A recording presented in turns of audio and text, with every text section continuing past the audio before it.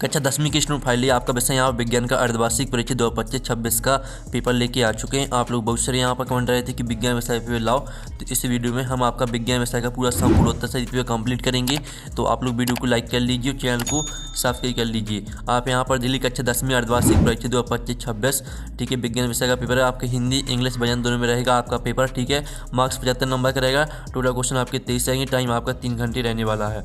साथ ही आपके यहाँ पर निर्देश आते हैं, तो आप निर्देश यहाँ पढ़ लीजिएगा, ठीक है। तो चलिए स्टूडेंट जो आपके यहाँ पर विज्ञान विषय का पेपर है वो हम यहाँ पर देख लेते हैं। तो आपको इस वीडियो को यहाँ पर ध्यान से देखना है। साथ ही आप लोग वीडियो को लाइक कर लीजिए और चैनल को जरूर सब्सक्राइब कर लीजिएगा। तो आप यहाँ पर देख लीजिए, आपके पहले तो यहाँ पर सही विकल्प दिए गए हैं, ठीक है। निम्नलिखित में से कौन सा भौतिक परिवर्तन नहीं है? तो आपका था मोमबत्ती की पिघलना, बाद पानी का उबलना, और साथ है LPG का दहन, और डी था बर्फ़ का जमना। तो इसका आंसर आपका LPG का दहन हो जाएगा, ठीक है। सी राइट आंसर रहेगा।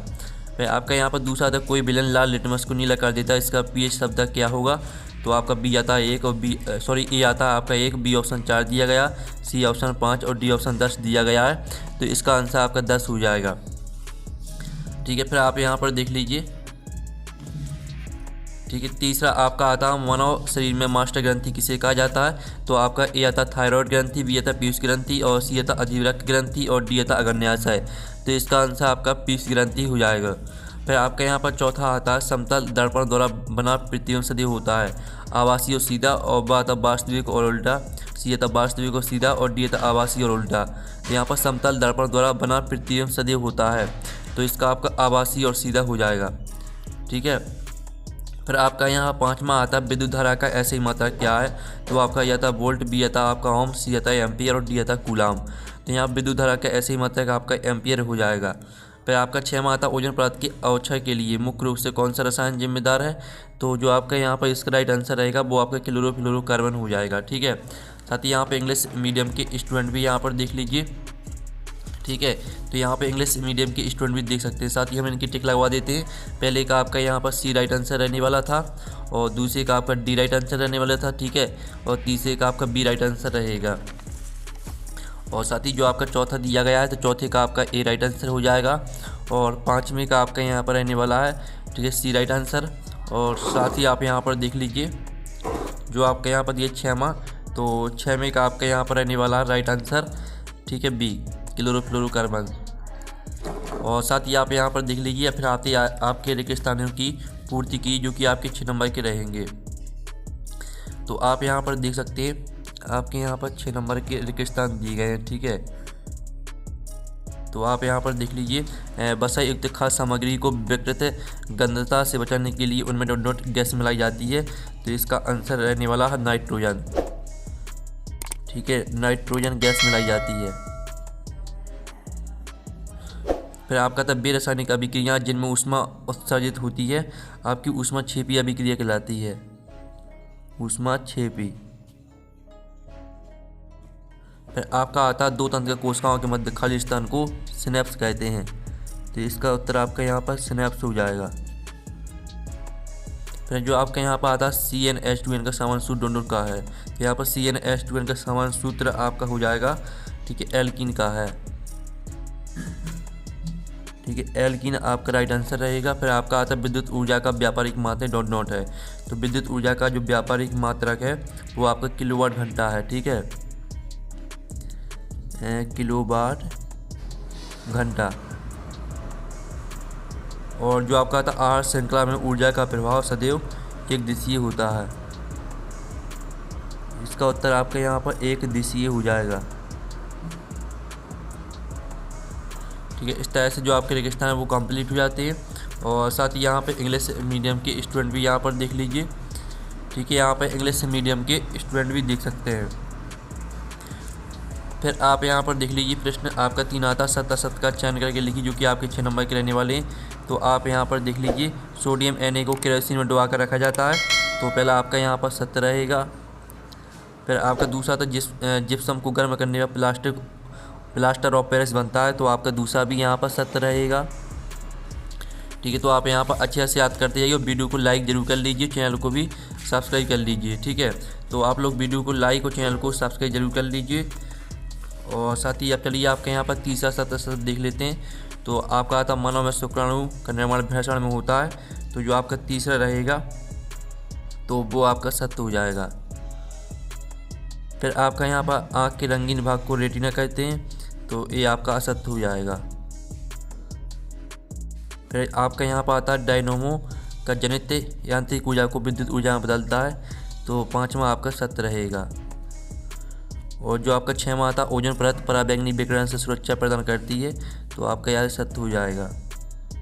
ठीक है, इस तरह से आपके सत्य असत्य हो जाते हैं। साथ ही यहाँ पे इंग्लिश मीडियम की स्टूडेंट भी देख सकते हैं। अब प्रश्न आपका 4 आता है सही जोड़ी बनाइए। स्तंभ आवभा में आपकी सही जोड़ी दी गई है। पहली आती पीतल, पीतल को आपको मिश्र धातु से मैच कर देना है। और दूसरी आती HNO3, तो इसको आपको अम्ल वर्षा से मैच कर देना है।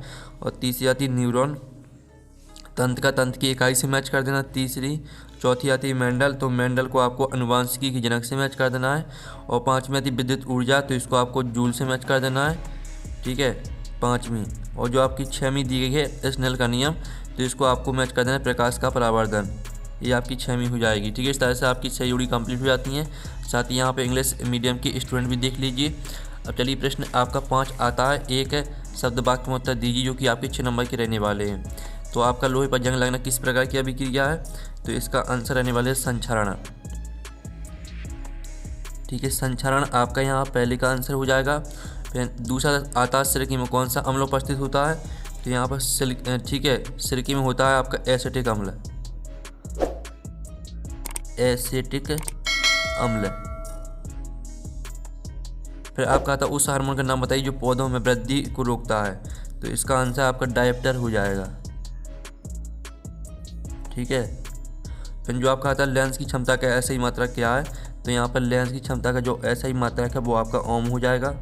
सॉरी जो आपका गलत हो गया, जो यहाँ पर है लेंस की क्षमता का ऐसी मात्रा का आपका डायप्टर होता है। ठीक है, और प्रतिरोध का मात्रा का आपका ओम होता है। ठीक है, उस हार्मोन का नाम बताइए जो पौधे में वृद्धि को रोकता है, तो इसका आंसर आपका एब्सिसिक अम्ल होना था। ठीक है, एब्सिसिक अम्ल। ठीक है, ये आपका तीसरे का आंसर रहेगा। और जो आपका डायप्टर है ये चौथी का आंसर रहेगा। और जो ओम है ये आपका 5वीं का आंसर रहेगा। ठीक है, ये आपका 5वीं का आंसर है। और ये आपका चौथी का आंसर है, ये आपका तीसरे का आंसर है। फिर आपका आता है ऐसे 2 अजैव निम्नीकरणीय पदार्थों के नाम लिखिए, तो इसका आंसर आपका प्लास्टिक हो जाएगा और कांच। इस तरह से आपके यहाँ पर एक शब्द वाक्य मतलब कंप्लीट हो जाते हैं। साथ ही यहाँ पर जो इंग्लिश मीडियम के स्टूडेंट है वो भी देख लीजिए। अब प्रश्न आपका 6 आता है संतुलित। ठीक है, संतुलित रासायनिक समीकरण क्या है और रासायनिक समीकरण को संतुलित करना क्यों आवश्यक है, अथवा आता वियोजन अभिक्रिया को परिभाषित कीजिए और एक उदाहरण दीजिए।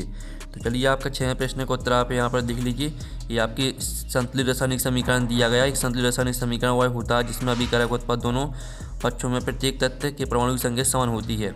ठीक है, और ना ही विनाश, यहाँ तक याद कर लेना। साथ ही वियोजन अभिक्रिया भी देख लीजिए, ये आपकी वियोजन अभिक्रिया दी गई है। ठीक है, तो इनकी आपको स्क्रीनशॉट लेते चलना और वीडियो को आप लोग लाइक कर लीजिए और चैनल को सब्सक्राइब कर लीजिए। मैं आपका आता है ऊष्माक्षेपी और ऊष्माशोषी अभिक्रियाओं से आपके समझते उदाहरण दीजिए। अथवा आता जब लोहे की कील को कॉपर सल्फेट के विलयन डुबाया जाता है तो विलयन का रंग क्यों बदल जाता है। तो चलिए पहले तो हम आपका 7वें प्रश्न का उत्तर देख लेते हैं। तो ये आपकी ऊष्माक्षेपी ऊष्माशोषी अभिक्रिया यहाँ पर दी गई है। ठीक है, इसका स्क्रीनशॉट ले लीजिए और ये आपका अथवा वाले का आंसर दिया गया है। ठीक है, तो इनकी स्क्रीनशॉट आप लेते चलिए। फिर आपका यहाँ पर आता सोडियम को केरोसिन तेल में डुबाकर क्यों रखा जाता है, अथवा आता जंग लगने के लिए कौन सी 2 शर्तें आवश्यक हैं, तो इसका उत्तर भी आप यहाँ पर देख लीजिए। ये आपका 8वें प्रश्न का उत्तर रहने वाला है। सोडियम को केरोसिन तेल में डुबाकर क्यों रखा जाता है, इसका उत्तर देख लीजिए। और जंग लगने के लिए कौन सी 2 शर्तें आवश्यक हैं, तो इसका आंसर है ऑक्सीजन की उपस्थिति, जल या नमी की उपस्थिति। ठीक है, इस तरह से आपका अथवा का आंसर हो जाता है। फिर आपका 9वां था पीएच मान क्या है, उदासीन विलयन की पीएच मान कितना होता है। चलिए इसका उत्तर भी हम यहाँ पर देख लेते हैं। ये आपका यहाँ पर दिया गया 9वें का उत्तर। और साथ ही जो आपका 9वें का अथवा वाला प्रश्न है वो भी हम यहाँ पर देख लेते हैं। तो स्टूडेंट आप यहाँ पर देख लीजिए, आपका 9वें का अथवा वाला प्रश्न हम यहाँ पर देख लेते हैं। तो आप सभी यहाँ पर वीडियो को लाइक ज़रूर कर लीजिए और चैनल को भी सब्सक्राइब कर लीजिए। ठीक है, हम आपके लिए बड़ी मेहनत से पेपर लाते हैं। तो आप यहाँ पर देख लीजिए, आपका 9वें का यहाँ पर अथवा वाला प्रश्न आता है व्यंजक चूर्ण के आपको यहाँ पर 2 उपयोग लिखने हैं। ठीक है, तो इसका जो उत्तर है वो हम आपको दिखा देते हैं। तो आप यहाँ पर देख लीजिए आपके व्यंजक चूर्ण के दो उपयोग दिए गए हैं, पीने वाले जल को जीवाणुओं से मुक्त करने के लिए रोगाणुनाशक के रूप में, और वस्त्र उद्योग में सूती एवं लिनन के व्यंजन के लिए। ठीक है, फिर आपका यहाँ पर आता आयोडीन युक्त नमक के उपयोग की सलाह क्यों दी जाती है, अथवा आता मानव में शर्करा स्तर को कौन सा हार्मोन नियंत्रित करता है और इसकी कमी से कौन सा रोग होता है। तो चलिए आपका 10वें प्रश्न का उत्तर आप यहाँ पर देख लीजिए। ये आपका 10वें प्रश्न का उत्तर दिया गया और ये आपका 10वें के अथवा का उत्तर दिया गया है। फिर आपके यहाँ पर आता स्वपोषी पोषण तथा विषमपोषी पोषण में आपको यहाँ पर दो अंतर लिखने हैं, अथवा आता हमारे शरीर में वसा का पाचन कहाँ और कैसे होता है। तो आप यहाँ पर देख लीजिए आपका स्वपोषी पोषण और विषमपोषी पोषण में आपका अंतर यहाँ पर दिया गया है। ठीक है, साथ ही हमारे शरीर में वसा का पाचन कहाँ और कैसे होता है, तो इसका उत्तर भी आप यहाँ पर देख लीजिए। और फिर आपका यहाँ पर आता है प्रकाश संश्लेषण के लिए आवश्यक कच्ची सामग्री के नाम लिखिए, अथवा आता जाइलम फ्लोएम पदार्थों के वहन में क्या अंतर है।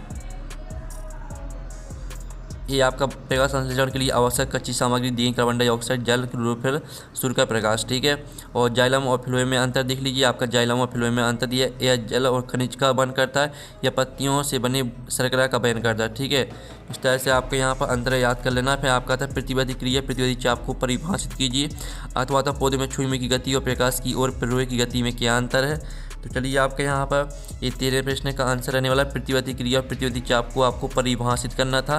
तो दोनों की परिभाषा आपकी इसमें दी गई हैं। ठीक है, आपको यहाँ पर फिर से दिखा देते हैं। तो आप यहाँ पर देख लीजिए, इसका जो आंसर रहेगा ये रहा। ठीक है, 13वें प्रश्न का आंसर, और ये 13वें के अथवा का आंसर रहेगा। फिर आपका यहाँ पर 14वां प्रश्न आता द्विखंडन और बहुखंडन में क्या अंतर है, अथवा आता प्लेनेरिया में पुनरुद्भवन कैसे होता है। तो चलिए आपके यहाँ पर इसका आंसर देख लेते हैं। आपका द्विखंडन और बहुखंडन में आप पहले तो अंतर देख लीजिए, और साथ ही ठीक है प्लेनेरिया में पुनरुद्भवन कैसे होता है, इसका उत्तर भी देख लीजिए। फिर आपका आता अनुवांशिकता को परिभाषित कीजिए, और अथवा डीएनए की प्रतिकृति का जनन में क्या महत्व है। तो पहले तो आप अनुवांशिकता की परिभाषा देख लीजिए। आपकी अनुवांशिकता की यहाँ पर परिभाषा दी गई है। ठीक है, फिर डीएनए की प्रतिकृति के जन्म में क्या महत्व है, तो इसका उत्तर भी देख लीजिए। दोनों पॉइंटों को आपको पूरा याद कर लेना है। फिर चलिए आपके यहाँ पर देख लेते हैं 16वां प्रश्न। ठीक है, 16वां प्रश्न आता है गोली दर्पणों के लिए फोकस दूरी एफ वक्रता आर के बीच संबंध लिखिए, अथवा आता अपवर्तन के नियम लिखिए। ठीक है, तो चलिए आपका 16वें प्रश्न का आंसर हम यहाँ पर देख लेते हैं। तो ये आपका यहाँ पर 16वें प्रश्न का आंसर रहेगा। ठीक है, और ये आपका 16वें के अपवर्तन के नियम देख लीजिए। दोनों अपवर्तन के नियम दिए गए हैं। फिर आपका आता ओम का नियम लिखिए, अथवा आता विभवांतर को परिभाषित कीजिए, इसका ऐसे ही मात्रक लिखिए। तो हम यहाँ पर ओम का नियम देख लेते हैं। ये आपका ओम का नियम दिया गया है। ठीक है, यदि किसी चलक की भौतिक अवस्थाएं स्थिर रखी जाएँ तो चलक के सिरों के विभवांतर भी उसमें प्रवाहित होने वाली विद्युत धारा आई के समानुपाती होता है। भी समानुपाती आई, या भी बराबर I/R। और साथ ही आप यहाँ पर विभवांतर को आपको परिभाषित करना है, तो विभवांतर की परिभाषा भी देख लीजिए। फिर आपके यहाँ पर आता है, ठीक है, आप यहाँ पर देख लीजिए अम्ल और क्षार में आपको कोई 3 अंतर लिखने हैं। ठीक है, अथवा आता तांबे के बर्तनों को नींबू या इमली के रस से क्यों साफ किया जाता है। तो हमें यहाँ पर अम्ल और क्षार में आपके 3 अंतर देख लेते हैं। ये आपके अम्ल और क्षार में यहाँ पर अंतर दिया गया है। ठीक है, और अथवा वाले का आंसर भी देख लीजिए, तांबे के बर्तनों को नींबू या इमली के रस से क्यों साफ किया जाता है। तीनों पॉइंटों को याद कर लेना है आपको। फिर आपका आता मानव औषधन तंत्र का नामांकित चित्र बनाइए, अथवा आता पौधे में रासायनिक समन्वय कैसे होता है। तो ये आपका मानव औषधन तंत्र का चित्र दिया गया है, इसका आप यहाँ पर स्क्रीनशॉट ले लीजिए। ठीक है, और पौधे में रासायनिक समन्वय कैसे होता है, तो इसका उत्तर भी आप यहाँ पर देख लीजिए। और फिर आप यहाँ पर देख लीजिए विद्युत परिपथ आरेख में उपयोग होने वाली किन 3 घटकों के प्रतीक बनाइए, उनके नाम लिखिए। एक विद्युत बल्ब पर 220 वाट और 100 वाट लिखा है। जब इसमें 110 वाट पर प्रचालित करते हैं तब इसके द्वारा उपयुक्त शक्ति कितनी होगी। तो चलिए आपका 20वें प्रश्न में आपको पहले तो क्या बनाना है, प्रतीक बनाना है। ठीक है, तो इस तरह से आपको प्रतीक बनाना है। ठीक है, इनका आप स्क्रीनशॉट ले लीजिए। इस तरह से आपको प्रतीक बनाना है, और ये आपका अथवा का आंसर रहने वाला है, जिसमें आपके यहाँ पर 110 वाट पर उपयुक्त शक्ति 25 वाट होगी। ये आपका उत्तर रहेगा। फिर आपके यहाँ पर आता मेंडल के प्रभाविता के नियम को समझाइए। ठीक है, इसमें प्रश्न दिया गया है, अथवा आता लिंग निर्धारण क्या, मानव में लिंग निर्धारण की प्रक्रिया को आरेख द्वारा समझाइए। तो चलिए आपके यहाँ पर 21वें प्रश्न का उत्तर आप यहाँ पर देख लीजिए। मेंडल के प्रभाविता के नियम को देख लीजिए। सॉरी, आपके यहाँ पर फिर से आपके यहाँ पर दिखा देते। ठीक है, तो आप यहाँ पर देख लीजिए, आपके यहाँ पर दिया गया मेंडल का प्रभाविता का नियम और लिंग निर्धारण किया है। मानव में लिंग निर्धारण की प्रक्रिया को आरेख द्वारा समझाइए। तो ये रहा वाले का उत्तर, ठीक है। तो चलिए आपके यहाँ पर देख लेते हैं 22 माह तारीख क्यों टिमटिमाते हैं, कारण सहित आपको समझाना है। और साथ ही जो इसका अथ वाला प्रश्न है वो भी हमें यहाँ पर देख लेते हैं। तो अथवा में आता है किसी उत्तल लेंस द्वारा बने प्रतिबिंब की स्थिति, प्रकृति तथा साइज का वर्णन कीजिए जब वस्तु को 2f पर रखा जाता है। तो चलिए इसका उत्तर भी हम यहाँ पर देख लेते हैं। ये आपका 22वें प्रश्न का उत्तर रहने वाला है, तारीख क्यों टिमटिमाते हैं, कारण सहित बताइए। ठीक है, आपका उत्तर यहाँ पर दिया गया, स्रोत माने जाते हैं। यहाँ तक पूरा याद कर लेना है। साथ ही अथवा वाले का उत्तर भी आप यहाँ पर देख लीजिए। फिर आपका 23वां आता है विद्युत जनित का सिद्धांत लिखिए, इसकी कार्य विधि संक्षेप में समझाइए। और अथवा वाला प्रश्न भी देख लीजिए आप यहाँ पर। तो चलिए आप 23वें प्रश्न का उत्तर आप यहाँ पर देख लीजिए। आपका 23वें प्रश्न का उत्तर दिया गया सिद्धांत से लेकर, ठीक है, प्राप्त किया जाता है, यहाँ तक याद कर लेना है। और अथवा वाले का उत्तर भी देख लीजिए आपका यहाँ से अथवा वाले का उत्तर दिया गया, ठीक है, सुनिश्चित करें तक। इस तरह से आपका जो पेपर है वो कंप्लीट हो जाता है। आप लोग वीडियो को लाइक कर लीजिए, चैनल को सब्सक्राइब कर लीजिए। तो हम नेक्स्ट वीडियो में मिलते हैं। Thanks for watching.